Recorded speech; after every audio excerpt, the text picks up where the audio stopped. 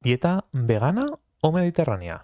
Un estudi científic espanyol del CSIC desvetlla o desvela quina és la millor per la salut i el medi ambient. Doncs no. Ho sento, el periódico.com no diu això a la notícia. La notícia sí ho diu. El que no ho diu és l'article científic.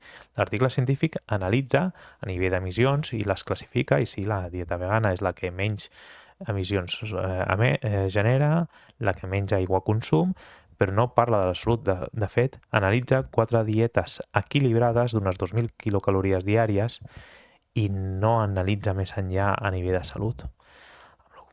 Però bueno, segons els comentaris, la gent dels comentaris, que els vegans mai hem passat gana i que ens hauríem d'anar a Darfur.